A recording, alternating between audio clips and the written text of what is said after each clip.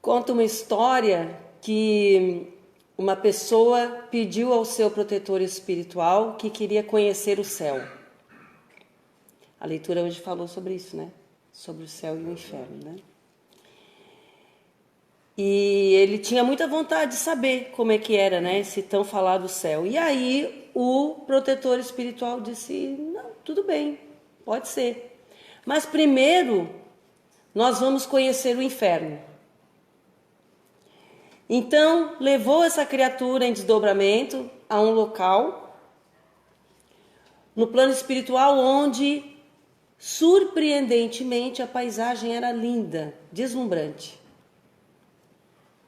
O verde das árvores era muito mais brilhante, as árvores estavam todas carregadas de fruto. Um gramado lindo, lindo, bem cuidado.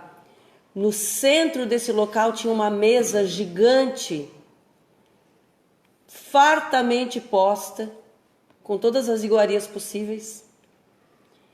E a mesa estava posta para muitas pessoas. E aquilo chamou atenção. E começaram a andar pelo ambiente e ele viu que as pessoas que estavam ali estavam todas muito magras, muito abatidas, com olheiras. E ele olhou e disse assim, como é que pode essas pessoas, né, estarem num lugar desse e se sentirem, estarem nesse estado, né, fisicamente? E esse protetor disse, não, então você aguarde que logo você vai descobrir por quê. Aí soou um sinal e todos correram para o redor da mesa. Eles olhavam para a comida e choravam, porque cada um deles tinha nos seus braços a articulação dos cotovelos era invertida. Então eles não conseguiam levar a comida à boca. E aí ele olhou para aquela situação e disse assim, olha, de fato isso é um inferno.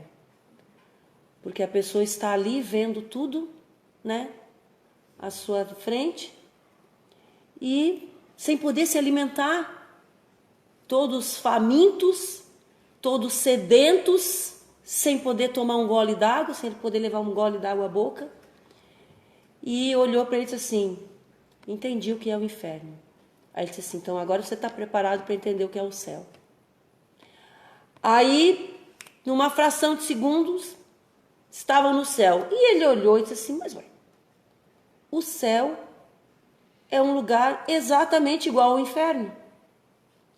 O mesmo gramado, as mesmas árvores, as mesmas flores, a mesma mesa, a mesma refeição igual, os mesmos vasos com os sucos, as águas em cima da mesa igual, mesma qualidade da louça. Mas as pessoas, foi imediatamente procurar, né? As pessoas eram viçosas, coradas, como diz assim, bem bonito, bem gordo, né? Bem forte, bem vermelho. E aí olhou para o cotovelo, foi automático, né? Também era invertido. Isso é.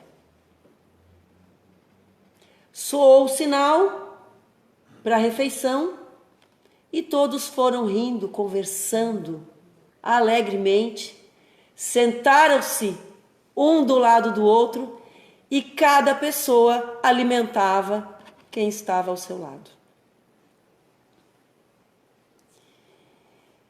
Então a questão de céu e inferno é uma questão íntima, é uma questão de foro íntimo.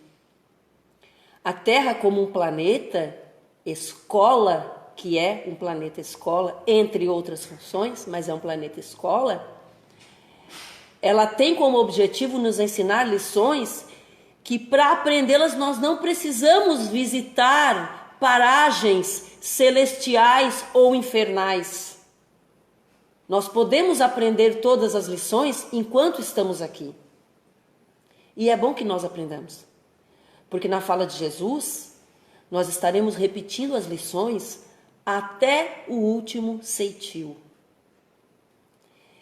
E às vezes esses resgates que nós imaginamos, temos que resgatar até o último ceitil. Parece uma coisa meio condenatória, né? Olha, se você não aprender essa lição, você vai continuar reencarnando aí de novo, até que uma hora você aprenda, porque enquanto não aprendermos a lição, ela tem que ser repetida. Porque o ser humano aprende por repetição. Então nós precisamos repetir lições até que elas se consolidem. Uma vez que elas se consolidarem dentro de nós, nós não precisamos mais repeti-las. Nós deixaremos de ser os aprendizes para sermos os instrutores. Eu não vou usar a palavra professor, porque professor é muito forte para isso. Mas os instrutores, por que não? Porque nós podemos instruir as pessoas através do exemplo. Então eu lembro que tem pessoas com as quais nós conversamos, que a pessoa diz coisas, por exemplo, assim, coisas prosaicas, banais. Eu tenho uma bronca de quem coloca lixo no terreno baldio. Tá certo fazer isso? Não, claro que não está. Ninguém aqui está para defender essas posturas. Mas a gente questiona assim, porque quando a gente envereda pelo caminho do espiritismo, tudo para nós a gente usa como lição, como instrumento de reflexão. Isso que é a grande maravilha da doutrina espírita e o seu aspecto filosófico. Por que tem pessoas que passam por uma cena dessa e não se incomodam? E tem pessoas que passam e isso faz, né? Parece que gera uma ebulição que a pessoa, se pudesse pegar um, né, e levar lá, ensinar. Mas por que uns se importam tanto e outros tão pouco? Porque nem todo mundo, nem todos, aquela cena lembra compromisso. Então, tudo que eu olho e que me incomoda demais, isso é um sintoma clássico de que há um compromisso. Por exemplo, eu não faço mais aquilo agora, mas eu já fiz. Se não agora, em outras existências pretéritas. E aquilo é um lembrete que joga a verdade para mim de volta. Então hoje nós vivemos, as pessoas dizem assim, que nós estamos vivendo uma guerra espiritual. Não vou nem dizer que não seja verdade, mas nós vivemos uma guerra no plano físico também, uma guerra moral muito séria. Então muitos de nós olham as notícias, por exemplo, e a gente se enche de indignação com coisas que nós nos sentimos com as mãos amarradas porque não podemos modificar, não é assim? Hoje a maioria de nós não se sente um pouco assim. Por que será que a gente se sente assim? Tão indignado? Não que nós devamos compactuar com o erro. Eu espero que vocês entendam que não é essa a questão. Mas por que tanta gente por aí não se incomoda? Enquanto que uma parcela da população parece que está tão invocada com aquilo. Porque muitas vezes nós estivemos em condições de comando, de poder, e nós utilizamos isso para castigar o povo. Hoje nós somos o povo, entenderam? Então hoje nós olhamos para isso e nós estamos do outro lado do balcão. Estamos sentindo os impactos, como é que é isso. Nós hoje pensamos de forma diferente de como pensávamos no pretérito. Aqueles que hoje estão naquelas condições em que estão tornando-se, convertendo-se, porque não precisa ser assim, mas estão convertendo-se em os algozes da sociedade, os algozes de um grupo ou de uma pessoa, no futuro as posições vão se inverter. Então, o primeiro princípio que nós precisamos entender quando diz até o último ceitil é estudar as nossas reações diante dos fatos. Como é que nós estamos nos sentindo, as nossas reações emocionais.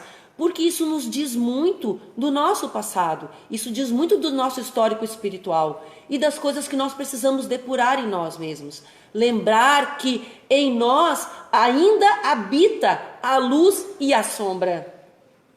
Nós ainda temos essas duas parcelas em nós, todos nós temos, senão não estaríamos aqui juntos. E o pagar até o último ceitil não significa que nós vamos conseguir eliminar a sombra de nós completamente. Numa existência só, não dá para fazer isso. Nós precisaremos ainda de muitas outras. Embora saibamos que uns vão conseguir progredir mais depressa, outros nem tanto. Mas tem uma historieta que eu gosto muito, que diz que um rei já estava idoso, jogando já os 45 do segundo tempo, né? Os 45 não, os 49. E não tinha herdeiros. Não tinha herdeiros. Então, ele decidiu que o seu herdeiro sairia do seu povo. Então, o que ele fez? Ele ordenou que fossem distribuídos para quem quisesse sementes. Sementes. De todo tipo. E deu 6 meses para essa população cultivá-las. Em 6 meses, ele daria o trono, concederia, né, o trono, àquele que apresentasse o melhor resultado. E tinha um carpinteiro que era um cara assim, muito correto, muito querido. Minhas filhas dizem que todo mundo é querido. Eu digo que é querido, quando não é, eu não digo nada, eu fico quieta. Então, ele era uma pessoa muito correta e ele pegou aquele, nem tinha ambições, né? Muitas ambições, mas viu naquele pacote de semente que recebeu um presente e cultivou. Adubou a terra com carinho, plantou a semente, olhou, cuidou, conversava com a semente e nada. Nada. Nenhum resultado. 0. E passou 1 mês, e passou 2, ele olhava, aquele que ingênuo, né? 1 mês já dá para ver se germinou ou não, né? E passou o tempo, passou. Quando venceu o prazo, o soberano fez a convocação para que todos levassem os seus resultados. E ele olhou aquele vaso lá, sem nada, e disse, pô, não tem nada para mostrar. Mas, ordem de rei não se discute, se cumpre, né? Então, levou. Quando ele chegou no palácio, que foi entrando pelos portões, viu aquela fila gigante, cada um com um vaso maior que o outro, abraçado, tinha planta de tudo que era tamanho. Tinha umas que já estavam até querendo dar fruto. Ele olhou, baixou os olhos, ficou na dele, né? Então, e o rei foi analisando cada um que apresentava um por um, com serenidade, com tranquilidade. Quando chegou na vez dele, o rei olhou, ele baixou os olhos, virou, deu lugar para o próximo. E assim foi até o último da fila. Quando o rei foi se manifestar, ele se dirigiu à população e disse, a pessoa que vai conduzir o meu reino tem que ser alguém bondoso, caridoso, ético e honesto. Então eu preciso que vocês todos saibam que antes de serem distribuídas, todas as sementes foram torradas. Nenhuma delas poderia germinar. Só tinha um, com o vaso vazio. Então, às vezes nós estamos passando por situações em que nós estamos na verdade, recebendo uma oportunidade para aprendermos a lidar com as nossas frustrações para algo melhor que virá depois. Porque não existe rigorosamente nada que foi colocado no nosso caminho que não seja estritamente para o nosso bem. Tudo vai concorrer para o bem. Tudo. Então, meus irmãos, tenham esperança. Não deixem jamais que a desesperança tome conta de vocês. Agora, o cultivo dos bons pensamentos é fundamental.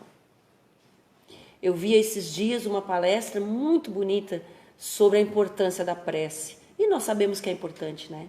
Como a prece é fundamental. Como a prece faz diferença. A prece acalma, a prece dá coragem, a prece dá força. A prece nos religa a criaturas que podem estar a galáxias de distância. Um segundo, talvez menos. A prece é o grande fluido, é o grande mecanismo que liga os dois mundos. Porque nós vivemos num mundo físico que está mergulhado no mundo espiritual. Quantas vezes no dia nós paramos para refletir sobre isso? Então nós estamos mergulhados no mundo espiritual. Então estamos o tempo todo cercados por espíritos que nos querem bem. Tem ali alguns, claro, que querem nos atrapalhar, mas eles são minoria. Para cada um que tenta nos prejudicar, tem uma turma gigante para nos defender. A diferença é com quem nós estamos sintonizando. Então, a prece, ela é o elemento que faz essa conexão entre os dois mundos, entre os dois planos. Então, quando nós estamos em prece, nós estamos sempre bem assistidos. E a prece, ela não é só você fechar os olhos e pronunciar palavras, se é do coração, não. Gente, a palavra oração contém nela a palavra ação. Então, no momento que nós estamos atuando, agindo, nós estamos orando. Você vir para a casa espírita para fazer uma prece, fazer uma abertura, né? O trabalhador que sai da sua casa e vem para a casa espírita para receber as pessoas, a pessoa que está lá na porta, mas também aquele que nem vem na casa espírita, mas que semeia flores, que planta árvores. Tem um ditado que diz que quem planta tâmaras não come tâmaras. Por quê? Porque a tamareira leva dezenas e dezenas de anos para dar os primeiros frutos. Então quem planta não está plantando para si, está plantando para quem vem lá na frente. Isso é uma prece. Isso é um ato de oração. Lindo. Você fazer quando sabe que não vai receber, essa é a verdadeira caridade. É o fazer de forma totalmente abnegada, desprendida. Quantas dessas atitudes nós temos tomado ultimamente? E nós precisamos nos habituar com isso.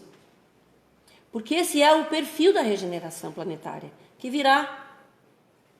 Então, se nós não resgatarmos os nossos débitos, se nós não fizermos o que precisamos fazer até o último ceitil, não pensemos que nós vamos conseguir. Porque eu tenho uma amiga que eu gosto muito, que ela diz que tudo que a gente faz, a gente gera um boleto, né?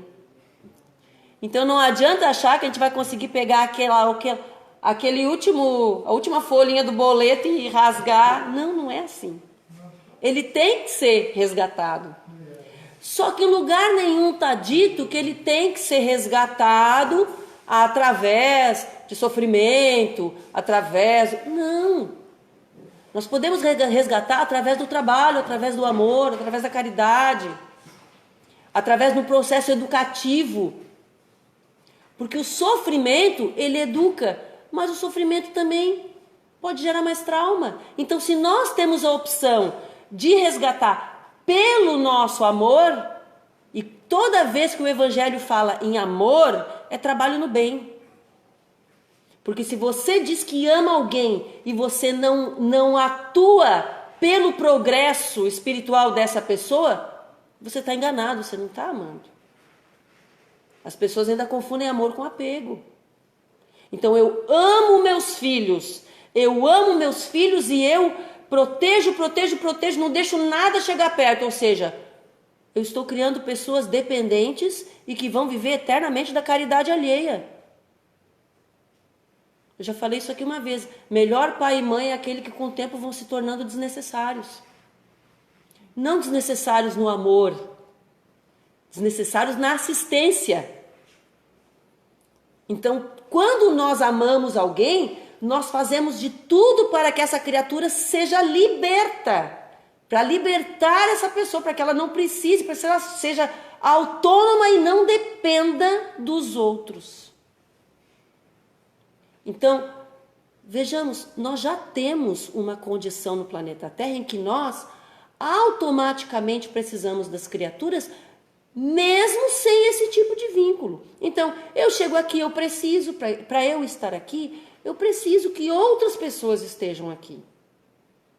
Preciso que estejam para ouvir o que eu vou dizer, os encarnados e os desencarnados. Nós precisamos de alguém. Sempre vamos precisar. A nossa evolução se dá de maneira individual, mas em codependência das outras criaturas. Agora, essa dependência é uma dependência de convivência. Então nós precisamos dessa convivência. Mas essa convivência não pode ser uma convivência de algoz e vítima, torturador e torturado. Aquele que vive debaixo da ameaça que sem o amor dos meus eu não sobrevivo. Isso é uma ameaça. Temos noção disso? Então aquele que ama, liberta. Aquele que ama é um agente facilitador para que o outro consiga também executar todas as tarefas que lhes cabem. Então, cada um de nós tem, como diziam os antigos, tem a sua cruz para carregar, não é? Então, nós não poderemos carregar a nossa e a do outro, porque a do outro pertence a ele. O sofrimento do outro é dele. O que é que nos cabe? Nos cabe auxiliar sempre que ele solicitar. Nós não temos poder sobre o outro. Então significa que o que nós podemos fazer para ajudar essa pessoa, se o discurso é bonito, bom, mas se o discurso não corrobora as tuas atitudes, é uma fala vazia. Eu gosto sempre de falar da experiência que eu tive com a minha filha do meio, quando ela tinha uns 4 anos mais ou menos. Parei com ela na sinaleira e ela disse assim: mãe, eu sei o que significa aquelas luzes. Tem gente aqui que já vai ouvir essa história pela, sei lá, né, 50ª vez. Mas é interessante. Eu sei o que significa aquela luz. Eu disse, então me conta. O verde é para andar, o vermelho é para parar e o amarelo é para correr bastante.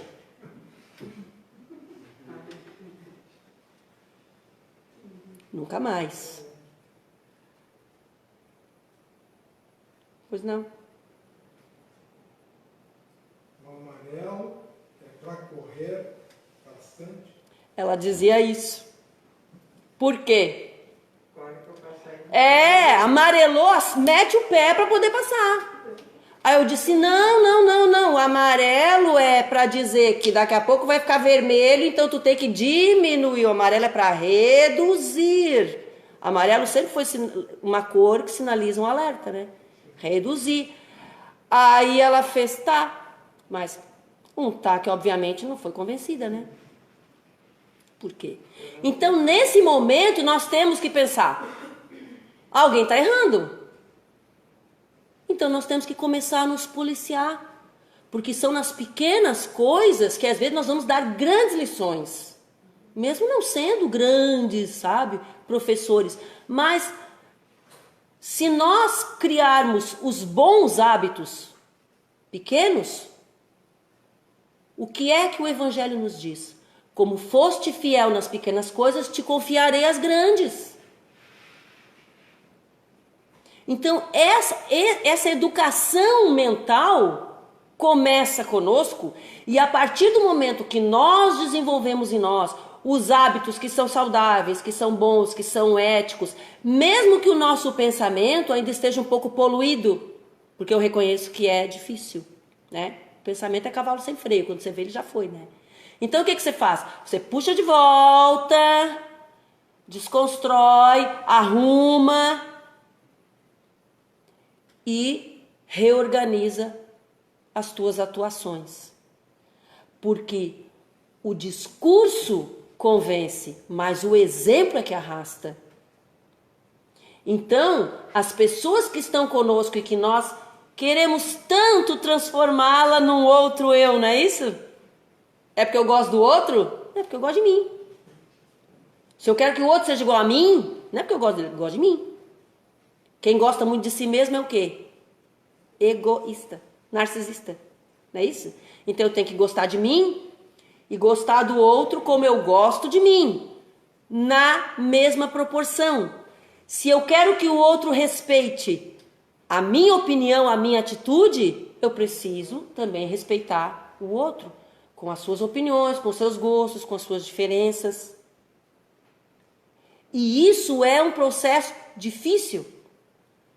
Primeiro porque nós somos espíritos ainda muito jovens, tá? Eu adoro dizer isso porque eu me sinto jovem. Embora sejamos espíritos milenares, mas perante a eternidade isso não é nada. Então, o jovem normalmente ele aprende nesse jogo de erro e acerto. Só que quando nós erramos e esse erro é reconhecido, é admitido e ele é entendido como uma medida educativa, beleza, a gente se trabalha, pode ser que a gente erre de novo? Pode, mas se a intenção é não cometer, às vezes é uma questão de julgamento, né? A gente se engana, ok. O plano espiritual, ele mede mais a intenção do que a nossa ação. Porque eles sabem que pessoas jovens realmente erram. Depois a gente conversa. Ok? Então, o que acontece?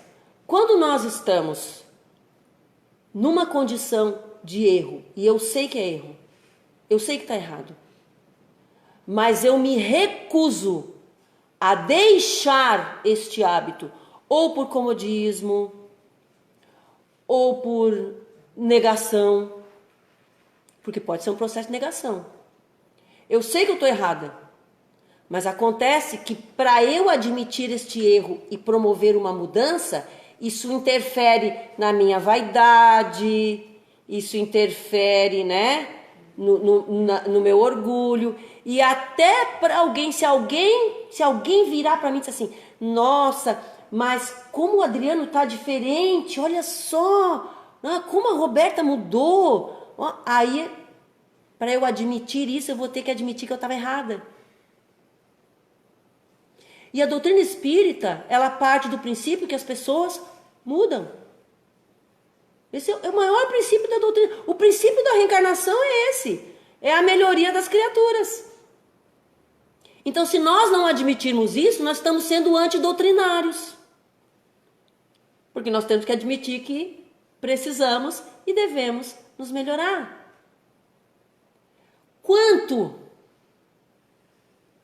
O quanto você conseguir. Eu gosto sempre de lembrar, um espírito amigo uma vez falou para mim, lembre isso sempre que puderes. O perfil da regeneração é avançar sempre. Avançar sempre. Estacionar é como se fosse regredir. Então, avançar sempre, ou seja, cada dia estar melhor do que no dia anterior. Mesmo que, vejam bem, eles não estão dizendo a velocidade que tu deve avançar ou a distância, eles não estão estipulando isso para nós. Eles não estão colocando para nós, né? Não é um decreto. Não. Basta que a cada dia nós tentemos ser melhores do que no dia anterior. Essa é a proposta da doutrina espírita. O que Kardec diz? Reconhece o verdadeiro espírita pelo esforço que ele faz em todo dia vencer as suas más tendências. Então, mesmo que nós saibamos, nós não vamos virar espíritos perfeitos numa encarnação. Porque evolução não dá saltos, entendeu? Tem que ser uma coisa consolidada. E para ser consolidada, ela tem que ser aos poucos.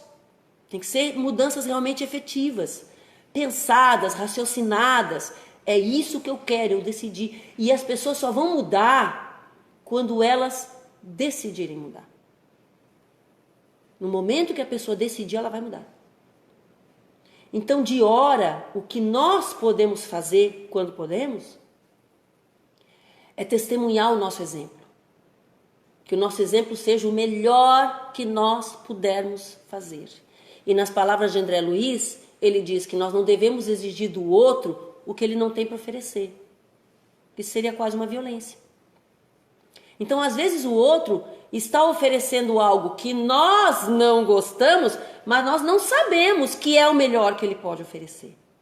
Que ele está fazendo o melhor que pode nesse momento. Nós não sabemos como foi a encarnação anterior. Que essa pessoa poderia estar numa condição muito mais endurecida. Então, todo mundo, todas as pessoas que passam pelo planeta Terra, vão sair daqui diferentes. Todos nós vamos sair diferentes. Ninguém vai desencarnar do jeito que encarnou. Todos nós estamos sofrendo mudanças. Mas essas mudanças só serão perceptíveis em alguns casos, em alguns anos, com o passar de algum tempo. Então sejamos benevolentes com as criaturas. Sejamos tolerantes. Porque essa talvez seja a maior das lições. Porque tem muita gente, vamos combinar, que não consegue se modificar, mas quer que o outro se modifique. Então, se nós, mesmo que a gente não se modifique muito, mas se nós pelo menos respeitarmos o tempo do outro, isso já é alguma coisa. Dessa maneira, nós começamos, neste momento, a nossa preparação para o plano de regeneração. E todos nós queremos carimbar o nosso passaporte, né? Para o plano de regeneração. Todos nós queremos estar aqui. O planeta vai se regenerar. E nós queremos ficar. E nós queremos continuar reencarnando aqui. Nós queremos continuar colaborando para o reerguimento de uma sociedade. Porque não é o planeta físico que se regenera, é a humanidade que está nele. A humanidade é que se regenera. E nós, cada um de nós, é uma gota nesse oceano, que sem as gotas não seria nada. Eu quero agradecer a paciência de vocês terem me ouvido. Rogo a Deus, a Jesus e a todo o plano maior, que nos abençoe a todos, nos ilumine, que abençoe a todos aqueles que estão ligados a nós, direto ou indiretamente, nos dois planos da vida. Que Deus abençoe aqueles que nos amam, que nos apoiam, mas abençoe igualmente, sem distinção, aqueles que ainda não nos amam e nos perseguem. Que assim seja.